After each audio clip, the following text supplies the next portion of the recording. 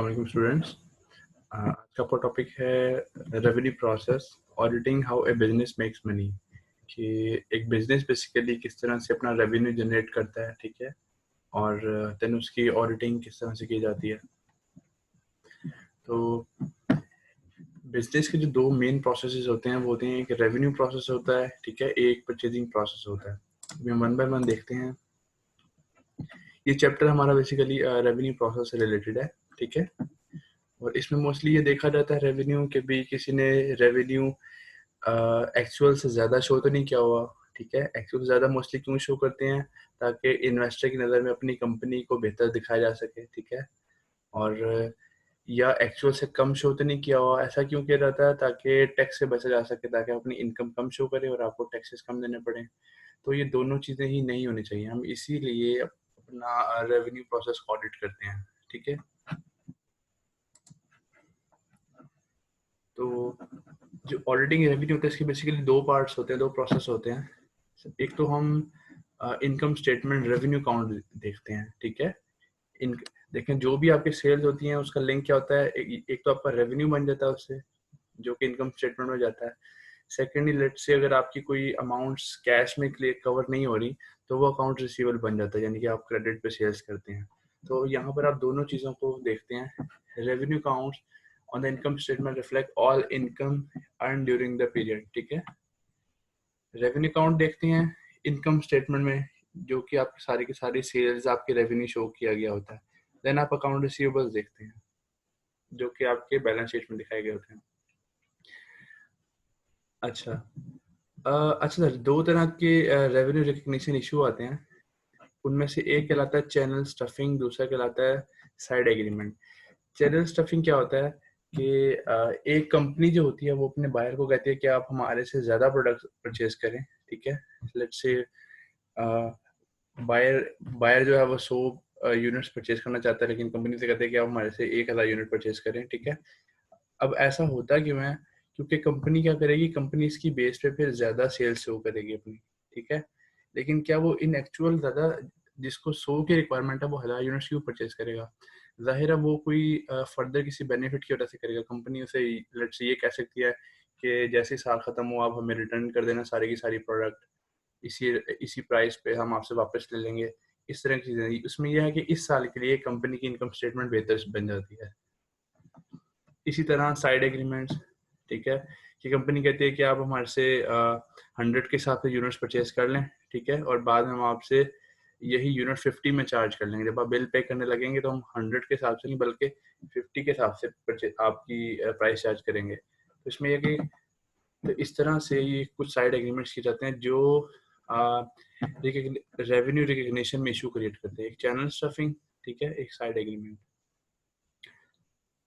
अच्छा जी, recording revenue recording जो होते हैं, आप मोस्टली आपका अक्रूवल बेसिस सिस्टम यूज होता है, ठीक है, ये आप लोग जानते हैं, सिंपल सी बात है। तो a company records revenue when it is earn and realisable, ठीक है। कंपनी कब अपना रेवेन्यू रिकॉर्ड करती है, जब वो अर्न कर लेती है और रियलाइजेबल होता है, ठीक है जी। कॉन्ट्रैक्ट्स आइडेंटिफाइंग गुड्स और सर्विसेज प्रोवाइडेड फॉर ए फी। इसमें क्या होता है सबसे पहले आप देखते हैं कि कंपनी बेसिकली कौन सी गुड्स या सर्विसेज प्रोवाइड कर रही है अपने कस्टमर को, ठीक है। वो लेट से शूज सेल कर रही है, इलेक्ट्रॉनिक्स के सामान बेच रही है, कपड़े बेच रही है, ठीक है, या फर्दर कोई बाइक्स बेच रही है, कार्स बेच रही है, मोबाइल फोन, लैपटॉप, कुछ चीज बेच रही है। तो ताकि आप डिफ्रेंशिएट कर सकें, लेट से कंपनी जो है वो मोबाइल फोन बेचती है, ठीक है। कुछ अरसे के बाद अगर कंपनी अपना कोई एसेट सेल करती है मिसाल के तौर पे कंपनी अपनी एक गाड़ी बेच देती है, तो क्या वो गाड़ी के पैसों को रेवेन्यू में डाल सकती है? नहीं डाल सकती। तो ये आपको कैसे पता लगेगा, जब आप आइडेंटिफाई कर लेंगे कि कंपनी की एक्चुअल गुड्स और सर्विसेज क्या हैं, ठीक है। अदरवाइज क्या होगा, कंपनी 10 मोबाइल सेल करेगी मिसाल के तौर पे 10 लाख के, लेकिन जब गाड़ी सेल करेगी वो 10 लाख की गाड़ी, तो कंपनी रेवेन्यू में 20 लाख डाल सकती है, ठीक है। इसका मतलब है कंपनी की सेल्स 20 लाख है, लेकिन एक्चुअल में कंपनी की सेल्स 10 लाख हैं, और 10 लाख जो है वो उसका एसेट है जो उसने बेचा अपना एसेट, ठीक है। इसलिए कंपनी की गुड्स और सर्विसेज को आइडेंटिफाई करना जरूरी होता है। देन कंट्रा अकाउंट्स क्या होते हैं? Another part of revenue sales return and discounts. जो सेल्स रिटर्न या डिस्काउंट्स जो होते हैं ये कंट्रा अकाउंट्स होते हैं। इन्हें ऐसे कंट्रा अकाउंट क्यों कहते हैं? क्योंकि ये बेसिकली कंपनी की सेल्स को डिक्रीज करते हैं। ठीक है, कंपनी जब सेल्स करती है तो क्या होता है? रेवेन्यू जनरेट होता है। ठीक है, और जब ये सेल्स रिटर्न करती है या डिस्काउंट देती है तो उससे क्या होता है? रेवेन्यू उसका डिक्रीज हो जाता है। तो कंट्रा अकाउंट के बेसिकली दो कंपोनेंट्स होते हैं, sales return and allowance, then sales discount. ठीक है, आप सेल्स रिटर्न के बारे में जानते हैं। सेल्स रिटर्न क्या होता है? Reflect all product that customer return to the company after sales are done. आपने एक चीज परचेज की, देन आप वो चीज कंपनी को वापस कर देते हैं, वो सेल्स रिटर्न कहलाता है। सेल डिस्काउंट क्या होता है कि एक पर्टिकुलर टाइम पीरियड के अंदर अगर आप पेमेंट करते हैं, ज्यादातर पे 10 दिन के अंदर आप पेमेंट करते हैं, तो कंपनी आपको 2%, 3%, 1% डिस्काउंट ऑफर करती है। इसे आप सेल्स डिस्काउंट कहते हैं। ठीक है, कंट्रा अकाउंट क्या होता है? An account that carries a balance contrary to the normal account balance. Normal account balance जो कंट्रेरी बैलेंस होता है, मतलब उसके अपोजिट जो बैलेंस होता है, उसे कहते हैं हम contra account. Sales return and allowances offset a revenue account. अब जो सेल्स रिटर्न और जो आपके अलाउंसेस होते हैं, ये रेवेन्यू अकाउंट को बेसिकली ऑफसेट करते हैं। ठीक है, अच्छा जी। अब हम देखते हैं कि अर्न और रिलाइजेबल रेवेन्यू क्या होता है। हमने कहा था कि रेवेन्यू कब रिकॉर्ड करते हैं? जब अर्न होता है और रिलाइजेबल होता है। रेवेन्यू किस सूरत में रिकॉर्ड किया जाता है? जब वो अर्न हो और रिलाइजेबल हो। अर्न का मतलब होता है आपने वो सर्विसेज या वो गुड्स जो है वो प्रोवाइड कर दी हैं अपने टर्म्स के मुताबिक। ठीक है, जबकि रिलाइजेबल का मतलब होता है कि अमाउंट रिसीव होने की, पैसे रिसीव होने की एक्सपेक्टेशन होनी चाहिए। ये ना हो कि आपने लेट से आपने कंपनी को चीजें अपनी भेज दी, बेच दी। ठीक है, आपने अर्न तो कर ली, लेकिन फौरन आपको पता लगा जब आपने चीजें भेज दी कि यार कंपनी तो डिफॉल्टर हो गई है, अब वो आपको पेमेंट नहीं कर सकती। तो इसका मतलब क्या हुआ कि अब ये रिलाइजेबल नहीं है। तो अब आप इसको रिकॉर्ड नहीं करेंगे, अब आप इसको किसी और फॉर्म में लिखेंगे, लेट से बैड डेट्स के फॉर्म में लिखेंगे, रिटर्न ऑफ कर देंगे इसको। ठीक है, तो बेसिकली रिकॉर्डिंग के लिए जरूरी है कि चीज अर्न भी हो और रिलाइजेबल हो। यानी कि रिलाइजेबल से मतलब अगर वो कैश में हो फिर तो रिलाइज होगी। ठीक है, लेकिन अगर कैश में या क्रेडिट पे है तो उसके लिए आपकी रिलाइजेबल होना जरूरी है, यानी कि वो आपको रिसीव हो जाएंगे, ये कंडीशन होना जरूरी है उसमें। अब सबसे पहले अब आप क्या करते हैं? अब आप अपने क्लाइंट के बारे में जानते हैं, जैसे कि आप प्रीवियस चैप्टर्स में पढ़ते आए हैं। सबसे पहले जनरल इंफॉर्मेशन। जनरल इंफॉर्मेशन में क्या होगा? कंपनी सेल्स क्या करी, यानी कि कंपनी के प्रोडक्ट्स क्या है। कंपनी लेट से बीच एंड सर्फिंग आइटम सेल कर रही है, जो बीच पे या सर्फिंग आइटम यूज होती हैं, सर्फिंग करने के लिए यूज होती हैं, सर्फिंग बोर्ड यूज होता है, इस तरह की चीज़ यूज होती हैं, कंपनी की आइटम्स हैं। अभी हम क्या कर रहे हैं?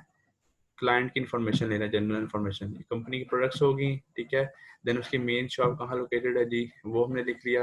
अगर कोई फर्दर कोई शॉप्स हैं उसकी वो लिख लिया। ठीक है, then incorporated in the state of Florida.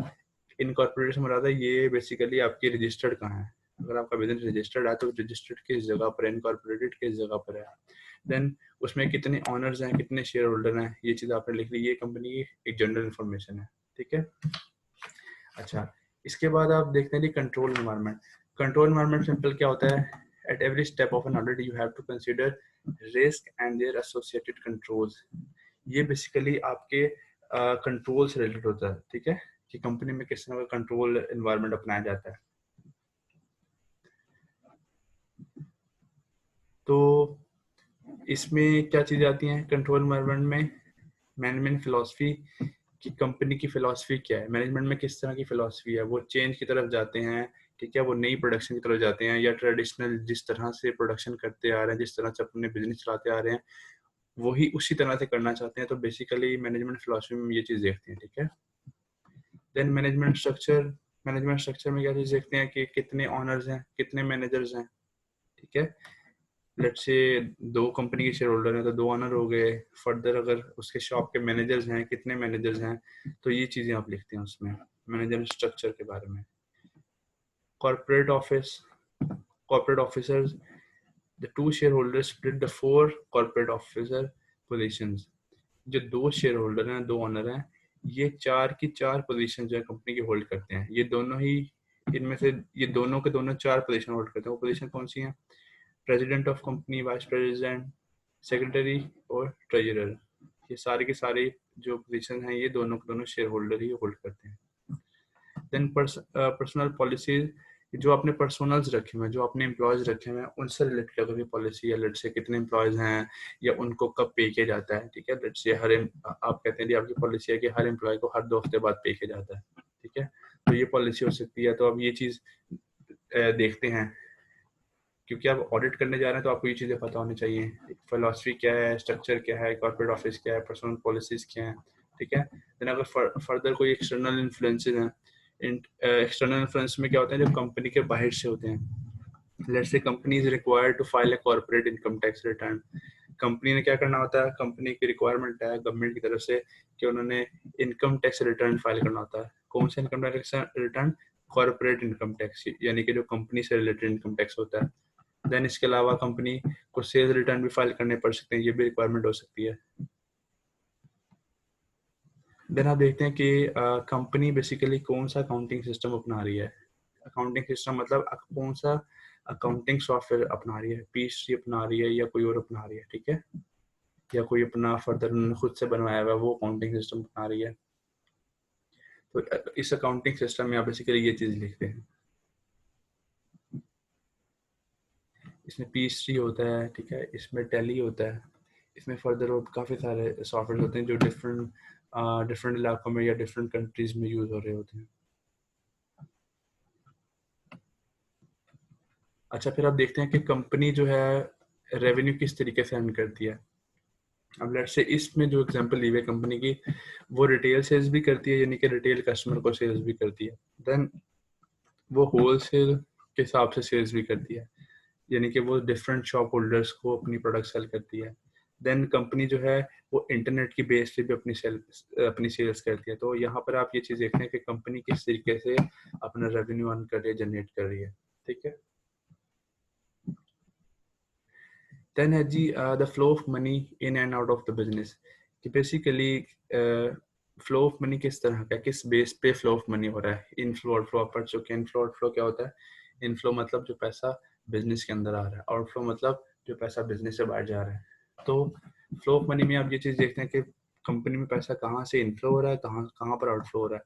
तो देखें यहाँ पर जो इनफ्लोज हो रहे हैं वो किस बेसिस पे हो रहे हैं? कस्टमर पे कर रहा है इस कंपनी को इन कैश या चेक की फॉर्म में पे कर रहा है, मनी ऑर्डर की फॉर्म में पे कर रहा है, क्रेडिट कार्ड की फॉर्म में पे कर रहा है और पेपल की फॉर्म में पे कर रहा है। तो ये तो कंपनी के सारे इनफ्लोज हैं, ठीक है। कंपनी को किस किस बेस पे कहाँ कहाँ से इनफ्लोज हो रहे हैं, कैश इनफ्लोज हो रहे हैं। देन आउटफ्लोज किस बेस पे हो रहे हैं? लेट्स से कंपनी परचेजेस करती है तो वहाँ कंपनी को पैसे जाते हैं, आउटफ्लो होता है। लेबर पे करती है, वहाँ पैसे जाते हैं, इसे आउटफ्लो करते हैं। देन रेंट पे करना पड़ता है, ये एक आउटफ्लो होता है। तो यहाँ पर आप देखते हैं कि कंपनी के बेसिकली इनफ्लोज और आउटफ्लोज क्या है, ठीक है। देन इंटरनल कंट्रोल प्रोसीजर, कि कंपनी किस तरह का इंटरनल कंट्रोल प्रोसीजर अपना रही होती है इंटरनल कंट्रोल स्ट्रक्चर में, ठीक है। तो इसमें क्या होता है, हम देखते हैं इसमें एग्जांपल दी गई है। Let's say separation of duties है कि क्या हर बंदा अपना अलग से काम कर रहा है, हर बंदे को डिफरेंट टाइप ऑफ ड्यूटी इन्होंने प्रोवाइड की गई है या नहीं की गई, ठीक है। ये होता है आपकी separation of duties. Then documentation of revenue procedure and transaction, क्या जो अर्न रेवेन्यू आप अर्न कर रहे हैं, ठीक है, जो आपका रेवेन्यू प्रोसीजर है उसको उसको डॉक्यूमेंट किया जा रहा है, ठीक है। रेवेन्यू प्रोसीजर को भी और ट्रांजैक्शन को भी क्या डॉक्यूमेंटेशन की जा रही है, क्या उसका रिकॉर्ड मेंटेन किया जा रहा है। Then supervision of work and periodic review by independent third party, क्या कोई थर्ड पार्टी, यानी कि जो जिसका कंपनी में कोई स्टेक नहीं है, क्या कोई थर्ड पार्टी कंपनी की सुपरविजन कर रही है। वो 2 महीने बाद या 6 महीने सेमी एनुअली या एनुअली वो कंपनी के आकर रिकॉर्ड चेक करती है कि कंपनी में कोई ना कोई इशू तो क्रिएट नहीं हो रहा, कोई एरर या फॉल्ट तो नहीं आ रहे, कोई थेफ्ट तो नहीं हो रहा। तो क्या कोई सुपरविजन उस पर कर रही है थर्ड पार्टी, ये चीज़ आप देखते हैं, ठीक है। ये इंटरनल कंट्रोल प्रोसीजर्स में आती हैं तीनों चीज़ें। ये हम देख रहे हैं बेसिकली रेवेन्यू से रिलेटेड, ठीक है, क्योंकि हमारा चैप्टर रेवेन्यू से रिलेटेड है। अच्छा जी, देन है जी following the flow of revenue, कि रेवेन्यू का फ्लो किस तरह से होता है, ठीक है, कौन कौन से स्टेप्स उसमें इन्वॉल्व होते हैं। तो रेवेन्यू प्रोसेस में कौन से स्टेप्स इन्वॉल्व होते हैं जी। सबसे पहले आपका क्या होता है, कंपनी रिसीव्स सेल्स ऑर्डर। सबसे पहले तो कंपनी को सेल ऑर्डर आता है, ठीक है। सेल ऑर्डर में होता है कि अगर तो कंपनी लेट्स से आपकी रिटेल बेस्ड है, तो इसमें तो सेल्स ऑर्डर जनरली नहीं होते। इसमें क्या होता है, डायरेक्ट कस्टमर आता है, चीज़ परचेज करता है और ले पेमेंट करके ले जाता है, ठीक है। लेकिन अगर आपकी होलसेल बिजनेस है या कंपनी जो है वो अपनी फ्रेंचाइजर्स को या फर्दर डिफरेंट डीलर्स को अगर अपनी प्रोडक्ट सेल कर रही है, तो उसमें तरीकाकार ये होता है कि सबसे पहले कंपनी का सेल्स ऑर्डर अपन आता है। आपकी कंपनी है, मुझे प्रोडक्ट चाहिए, ठीक है। तो क्या होगा, मेरी आपके साथ रूटीन में परचेजिंग सेल्स परचेज चलती रहती है। अब मैं अपना सेल ऑर्डर आपको भेजता हूँ, उसमें आपको बताता हूँ कि मुझे इतने मुझे ये A product, product B, product C product चाहिए और हर प्रोडक्ट के मुझे इतने इतने यूनिट्स चाहिए, ठीक है। ये होता है सेल्स ऑर्डर, ये मैं कंपनी को भेज देता हूँ, ठीक है। देन कंपनी क्या करती है, कंपनी अपना ऑर्डर फुलफिल करती है, ठीक है। कंपनी परचेज ऑर्डर भेज देती है और वहां से क्या होता है, वहां से इन्वेंट्री जो होती है, इससे रेलेवेंट इन्वेंट्री जो होती है, product A, product B, product C, वो क्या करते हैं, वो बॉक्सिंग करके उसकी डिटेल्स लेकर, डिटेल में प्राइसेस मेंशन नहीं होती। उसकी वजह यह होती है कि डिफरेंट कस्टमर को आप डिफरेंटली डील कर रहे होते हो, ठीक है। तो सेल्स ऑर्डर सिंपली आपका आपके स्टॉक जो आपका मैनेजर है उसके पास जाता है, वहां से वो इन्वेंट्री को पैक करके, इन्वेंट्री की डिटेल लेकर बॉक्सिंग करके देन वो शिपिंग कर देता है, वो भिजवा देता है, ठीक है। इसे कहते हैं कि कंपनी फुलफिल्स द ऑर्डर। यहाँ तक क्या होता है कि कंपनी ऑर्डर को फुलफिल कर देती है, ठीक है।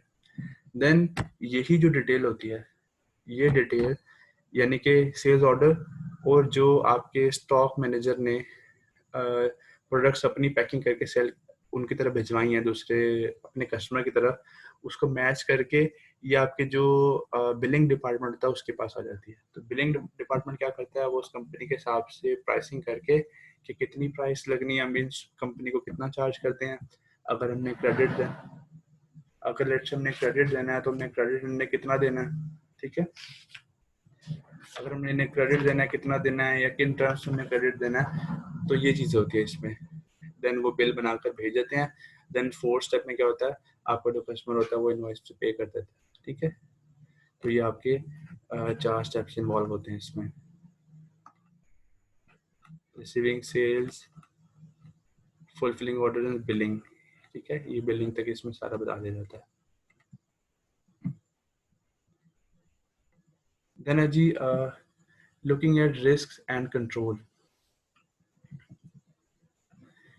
To get to know a client better before running audit test, you need to assess risk related to revenue process and consider how the company's internal controls do or do not address them.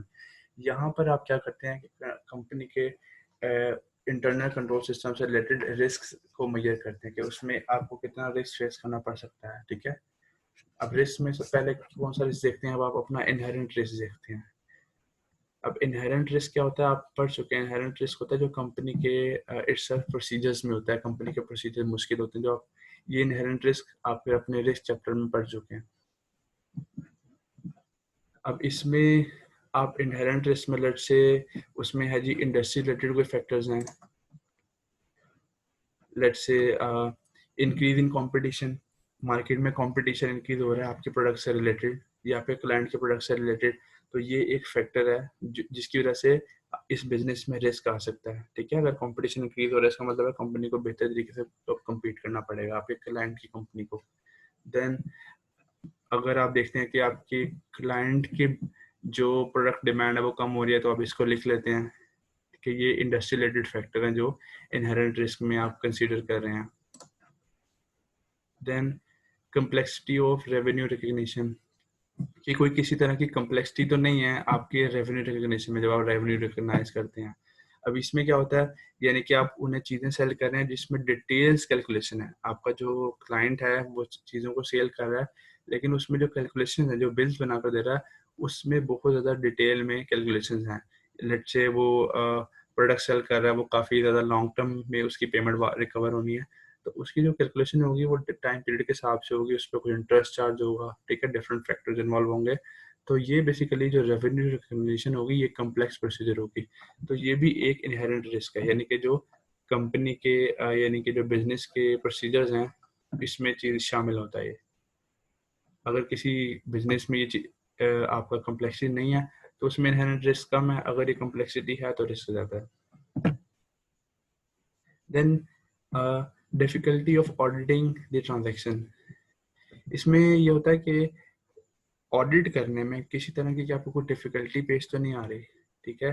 Let's say allowances for uncollectible customer account is an example.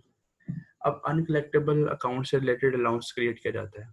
जैसे कि आप जानते हैं कि receivables के साथ आप एक अलाउंस क्रिएट करते हैं, ठीक है, बैड डेट्स अलाउंस क्रिएट करते हैं कि इतने पैसे हो सकता है मैं रिसीव ना हो, ठीक है, भैया आप जानते हैं अकाउंटिंग में अभी चीज़ पढ़ते रहते हैं।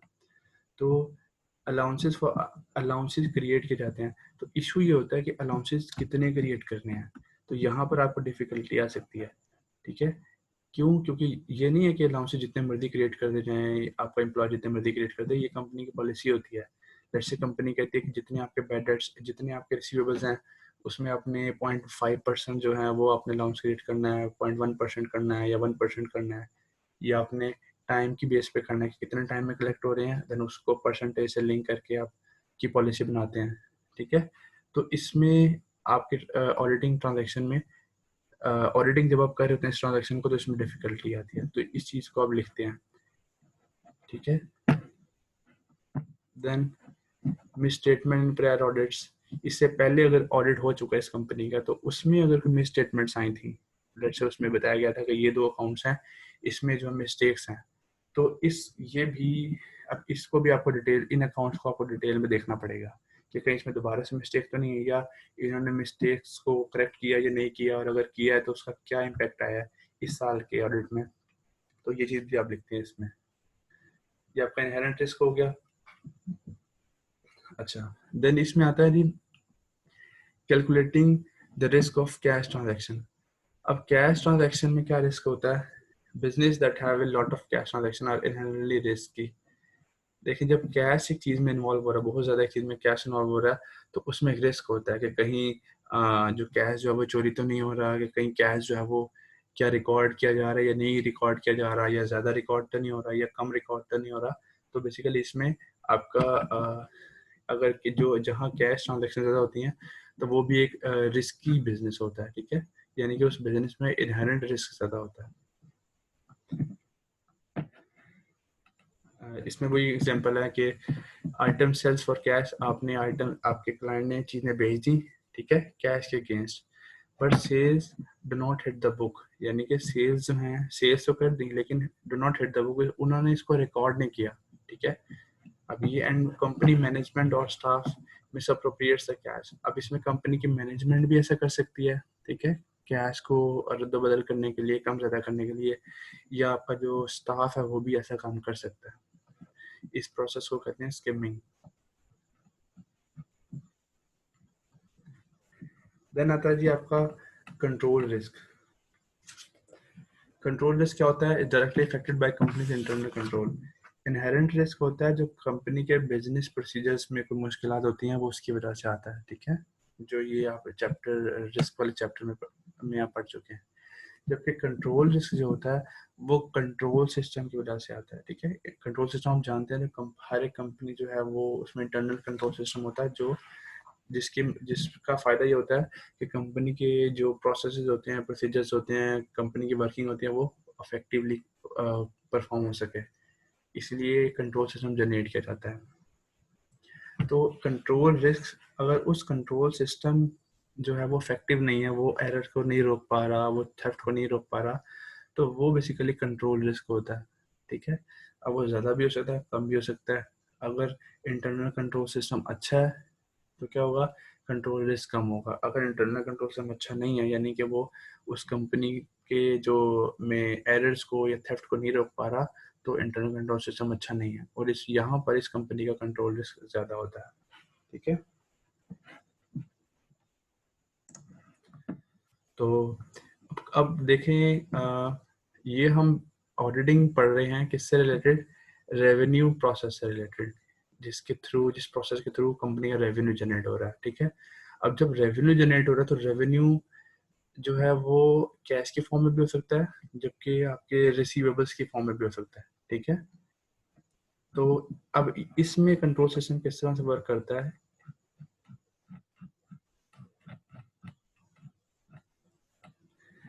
तो लेट्स से कैश कंट्रोल है, आपका रेवेन्यू कैश में आ रहा है, कैश कंट्रोल है। कैश कंट्रोल में क्या होता है, नॉर्मल प्रैक्टिस ये है कि कैश को बैंक डिपॉजिट करवाया जाता है हर एक फ्राइडे को, ईच फ्राइडे जो है वो कैश डिपॉजिट करवाया जाता है बैंक को, ठीक है। ये कैश कंट्रोल है।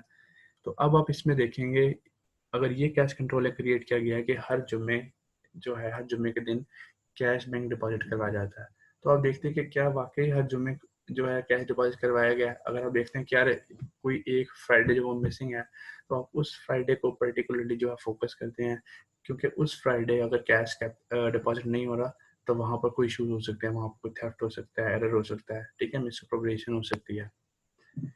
अब कैश कंट्रोल में क्या होता है, सेपरेशन ऑफ ड्यूटी, ठीक है, ड्यूटी सेपरेट होती हैं, यानी कि जो बंदा सेल एंटर कर रहा है वो डिफरेंट पर्सन है, ठीक है। देन सेल एंटर करने के बाद जो बंदा कैश कलेक्ट कर रहा है वो एक अलग बंदा है, ठीक है। सेल एंटर को यूज कर रहा है, कैश को यूज कलेक्ट कर रहा है, ठीक है। लेट्स से इस बंदे ने एंटर किया कि 100 यूनिट सेल हुए, ठीक है। देन इस अलग एक बंदे ने 100 यूनिट्स के पैसे कलेक्ट किए। देन एक अलग पर्सन है जिसने बैंक डिपॉजिट स्लिप बनाकर दी कि हमने इतने पैसे बैंक भेजने हैं, और एक अलग से एक एम्प्लॉय है जो ये कैश लेकर बैंक जाएगा, ठीक है।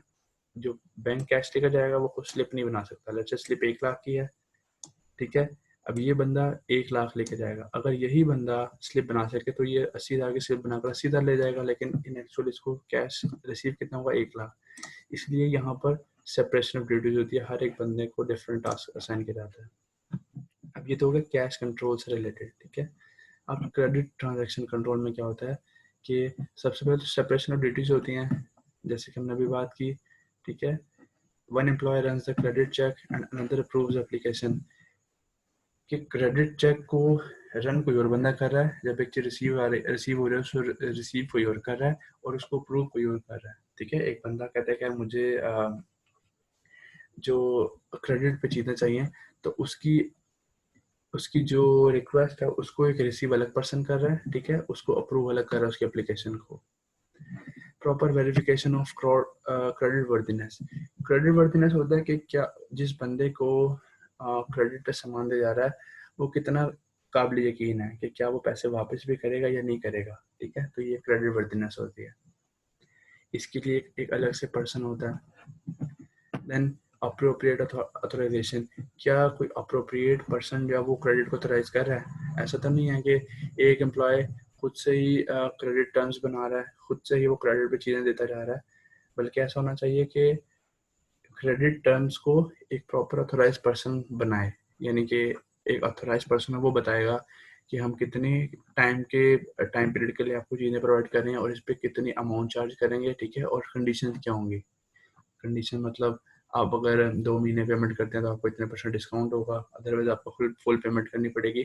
तो ये बेसिकली क्रेडिट टर्म्स होती हैं, ये कौन डिसाइड करेगा, ये आपका अप्रोप्रिएट अथोराइज पर्सन जो होगा वो अथोराइज करेगा, ठीक है। देन इसी तरह limited right of authority, limited right of authority मतलब राइट ऑफ क्या होता है, जो रिसीवेबल्स आपको रिसीव नहीं हो सकता उनको आप राइट ऑफ कर देते हैं, ठीक है। यानी कि अब ये पैसे अब आपको रिसीव नहीं होंगे, आपने सेल्स तो कर दी 1 लाख की, लेकिन इनमें से जो 2,000 की अमाउंट है वो जो कस्टमर था वो बैड डेट हो गया, वो कस्टमर भाग गया, बिजनेस छोड़ गया, बिजनेस बंद हो गया किसी भी वजह से, अब फिर अब वो 2,000 को राइट ऑफ कर देते हैं। वो कहते हैं कि राइट ऑफ करने की भी जो अथॉरिटी है वो एक अथोराइज पर्सन इसको करेगा।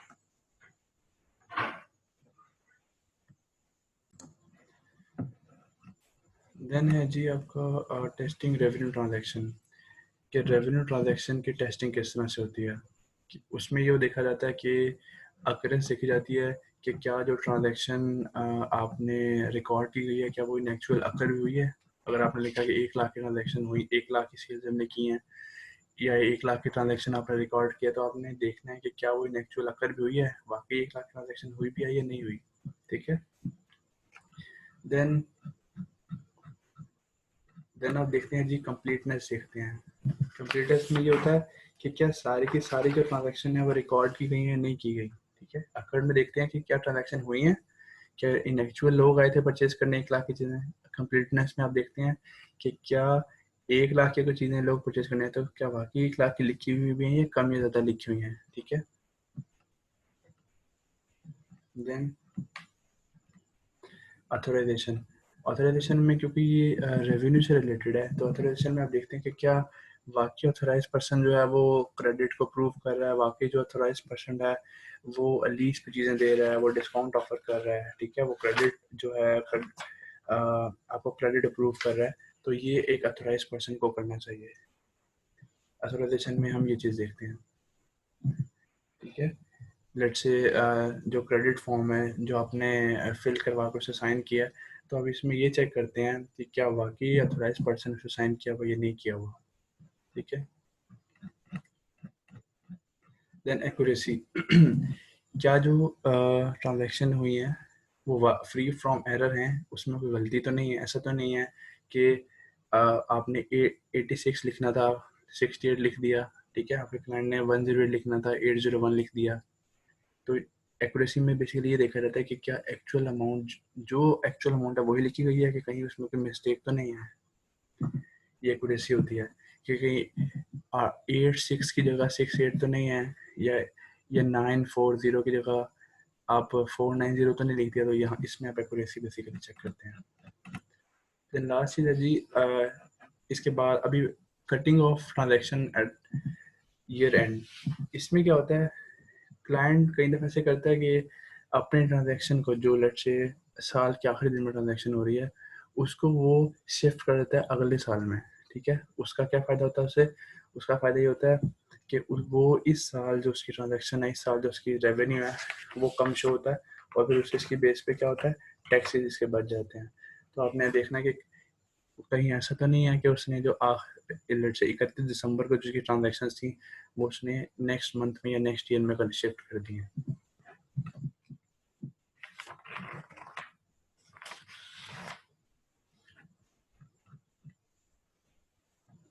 Then last is G account receivable को कंफर्म किया जाता है, ठीक है। Does the amount reflect in the customer subsidy ledger which is separate listing of what each customer owes the business reconciles with the correct customer balance। Account receivable को हम इससे confirm करते हैं कि जो कस्टमर के सब्सिडी लेजर में amount लिखी गई है कि कस्टमर हमारा एक है उस्मान, उस्मान ने 2 लाख रुपए में देने हैं, तो हम यहाँ पर ये चीज़ कंफर्म करते हैं कि वाकई उस्मान ने में 2 लाख रुपए ही देने हैं, कहीं कंपनी ने या फिर क्लाइंट ने जान के तो इस अमाउंट को ज़्यादा या कम नहीं लिखा हुआ। तो इसमें आप ये चीज़ चेक करते हैं, ठीक है, अकाउंट रिसीवेबल से रिलेटेड। इसमें कौन से स्टेप्स होते हैं, एक होता है transaction represented in account receivable are valid authentic obligation of third parties। कि जो ट्रांजैक्शन रिप्रेजेंट की गई है, जो ट्रांजैक्शन की गई है बेसिकली जो बता रही है कि इस बंदे ने इतने पैसे देने हैं, क्या वो ट्रांजैक्शन वैलिड है, ठीक है। देन क्या किसी थर्ड पार्टी ने उसे अथेंटिक किया है, थर्ड पार्टी ने या किसी अथोराइज पर्सन ने उसको वैलिड किया है या नहीं किया। देन आप देखते हैं कि उसका जो बैलेंस है, अगर 2 लाख हमने लिखा है इस ट्रांजैक्शन में कि इस बंदे ने इस कस्टमर ने 2 लाख रुपए देने, तो क्या ये 2 लाख रुपए का बैलेंस करेक्ट है या नहीं है, ठीक है। आप उसे कंफर्म कर सकते हैं, आप उसको क्या कहते हैं एज एन ऑडिटर आप उसे कस्टमर को लेटर भेज सकते हैं कि बताएं जी आपने कितने पैसे इस कंपनी के देने हैं, तो वहाँ से आपको ये चीज़ें कंफर्म हो जाएंगी, ठीक है, कि उसने कितना बैलेंस इन एक्चुअल इस कंपनी को देना है और इस कंपनी ने खुद कितना लिखा हुआ है। देन जो अनकलेक्टेड अकाउंट्स हैं, जिन अकाउंट से पैसे रिसीव नहीं हुए या नहीं हो सकते, अब उनको रिटर्न ऑफ प्रॉपर्ली किया गया है या नहीं किया गया, ठीक है, आपने ये चीज़ कंफर्म करनी है। तो इसमें आप ये चीज़ तीनों चीज़ें श्योर करते हैं, your job is to make sure of 3 things. जब आप अकाउंट रिसीवेबल से डील कर रहे होते हो तो आपने 3 चीज़ों को कंफर्म करना होता है कि एक तो जो ट्रांजैक्शन है वो वैलिड है या नहीं है, सेकेंडली यहाँ पर आप देखते हैं कि वाकई इस बंदे ने पैसे देने हैं या नहीं देने हैं, देन आप देखते हैं कि वाकई ही 2 लाख रुपए ही देने हैं या कम या ज़्यादा देने हैं, ठीक है, यहाँ आप उसे कंफर्म कर सकते हैं। देन अगर आप एक कस्टमर ने पैसे नहीं दिए, क्या उसे प्रॉपर्ली रिटर्न ऑफ किया गया है या नहीं किया गया, ठीक है। ये चैप्टर आपका यहीं तक है, और आपको क्वेश्चन हो तो आप डिस्कशन सेशन में पूछ सकते हैं। Thank you so much.